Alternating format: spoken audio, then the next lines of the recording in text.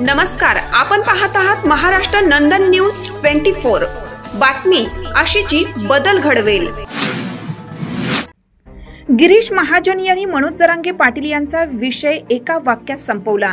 मनोज जरांगे पाटील यांनी मराठा आरक्षणाच्या प्रश्नावर पुन्हा एकदा उपोषण सुरू केले आहे। मनोज जरांगे पाटील यांनी मराठा आरक्षणाच्या प्रश्नावर उपोषण सुरू केले आहे। या उपोषणाला 2 दिवस झाले आहेत। या पार्श्वभूमीवर राज्य शासन काय निर्णय घेते याकडे सगळ्यांचं लक्ष लागलं आहे। मराठा आरक्षणाच्या प्रश्नावर पुन्हा एकदा राज्यात आंदोलन सुरू झालंय। जरांगे पाटील यांनी सुरू केलेल्या आंदोलनाचा आज 3रा दिवस आहे। राज्य शासन काय भूमिका घेते यासाठी आंदोलन समर्थकांना मोठी अपेक्षा आहे। या पार्श्वभूमीवर राज्याचे जलसंपदा मंत्री गिरीश महाजन यांनी आपले मत प्रकट केले आहे। मनोज जरांगे पाटील यांचे उपोषण सुरू आहे। याबाबत ते म्हणाले, जरांगे पाटील यांच्याशी यापूर्वीही अनेकदा आंदोलनाविषयी चर्चा झाली। राज्य शासनातर्फे त्यांची समजूत काढण्याचा प्रयत्न यापूर्वीही करण्यात आला। या विषयावर राज्य शासनाची भूमिका अगदी स्पष्ट आहे। बऱ्याच वेळा त्यांच्या उपोषणाबाबत समजूत काढण्यासाठी प्रयत्न झाले। मी याबाबत त्यांच्याशी चर्चा देखील केलेली आहे। त्यामुळे आता त्याविषयी मी काहीही बोलणार नाही। मुख्यमंत्री देवेंद्र फडणवीस हेच त्याबाबत भूमिका मांडतील असे त्यांनी सांगितले।